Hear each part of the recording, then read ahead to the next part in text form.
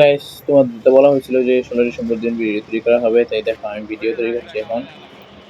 ওইটা আমার কাকাতো ভাই ছিল, আর এটা ওমর, তোমাদের চিনি। এখন আমরা স্টেডিয়াম যাচ্ছি, সেখানে অনেক খেলা হবে সেগুলো দেখানোর জন্য। এটা আমাদের মহাসড়ক, এখানে অনেক বড় বড় রাস্তা, দুই পাশে দুইটা রাস্তা দেখতে পাচ্ছো।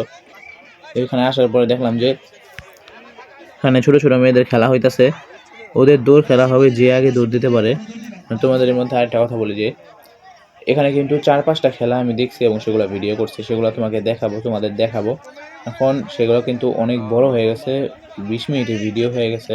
এখন সেটা আমি একসাথে দিতে পারতেছি না, কারণ আমার ছোট ভিডিওগুলোর মধ্যেই ভালো ভিউজ আসে, কম আসে তারপর।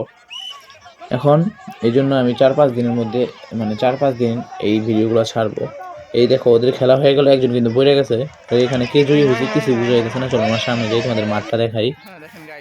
এই দেখো, এটা কিন্তু অনেক বড় একটা মাঠ, এখানে ফুটবল খেলা চলতেছে, ইন্টারমিডিয়েট নেই কোন জার্সি জানি না, সামনে কিন্তু খেলা চলতেছে। এখানে অনেক বড় একটা মাঠ, সাদা কালার, এখানে সাদা কালার বালু, রোদের কারণে হলুদ মনে হইতেছে। দেখো এই যে সাদা কালার বালু, রোদের কারণে হলুদ মনে হইতেছে।